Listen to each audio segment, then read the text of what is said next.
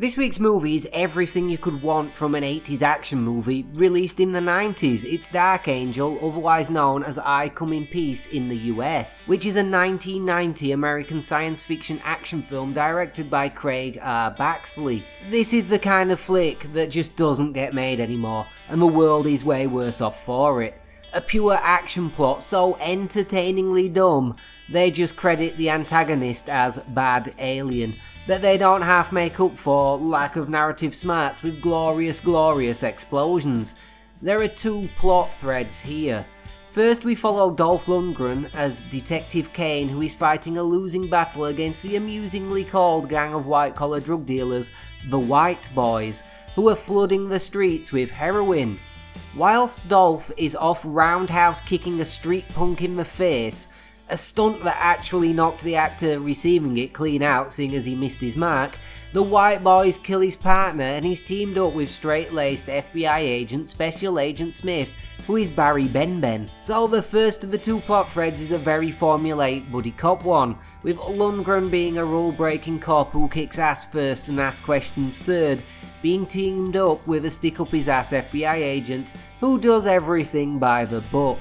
The second narrative thread is an alien drug dealer coming to Earth to farm human beings for the pleasure hormones we secrete after he injects them with a massive dose of heroin.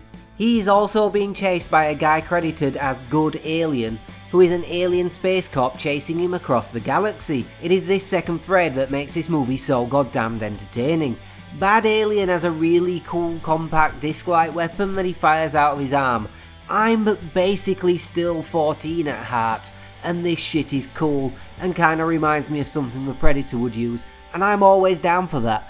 Both him and the Good Alien also have a gun that whatever they shoot it at, that thing explodes. Cars, you better believe it. Oh, so many cars. Magazines? Yeah. Groceries? Damn straight. Trees and even bushes. Walls, and you better believe abandoned factories go up like they were stocked with petrol wrapped in fireworks. Hell, this thing causes so many damn explosions, I went back and counted how many. There are, by my count, 44 explosions in this 91-minute long film. That's an explosion every 2 minutes and 4 seconds, and I've almost certainly undercounted. And these are real explosions, none of those god-awful CGI ones they do now that look like they're absolutely added in post and just sort of uncomfortably hover over the scene. We even get a couple of decent car chases too for good measure, because what 80s action would be complete without those? Around 2/3 of the way in, these two plot lines collide, with many explosions occurring, and we get the very edifying climax of Dolph drop-kicking the Bad Alien into a pipe before, well, this exchange. Say the line! I come in peace.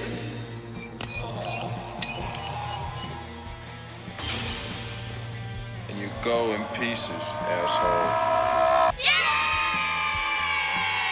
Cut to credits. There's nothing much new in the plot to I Come in Peace. It certainly borrows heavily from such movies as The Hidden, Predator, and well, any body cult film ever made.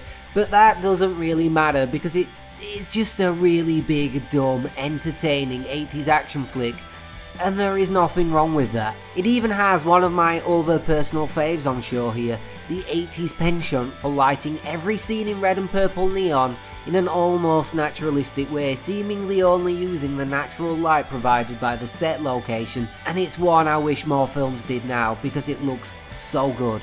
Less sterile, less like a dress set, and more real. Dolph Lundgren is probably as good as he's ever been in a film, and Matthias Hues, a 6'5" man mountain of a German actor with a mop of blonde hair that grunts and one-lines his way through the film brilliantly as the Bad Alien. I could really buy this is what alien drug dealers look like.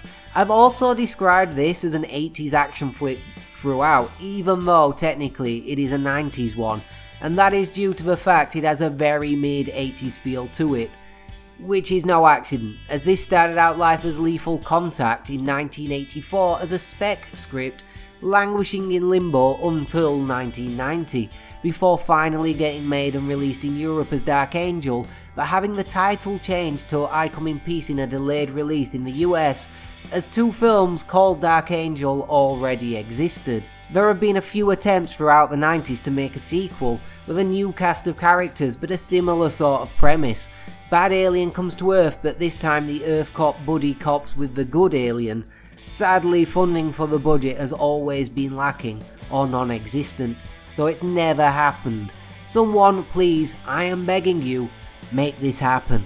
So that was I Come in Peace or Dark Angel, whichever you prefer, a really dumb 80s action flick from the 90s that is entertaining as all hell. If all you want to do is lay on the sofa and be entertained for an hour and a half, and hell, why wouldn't you? Like, comment and subscribe, because next week I will be back with Evil Speak.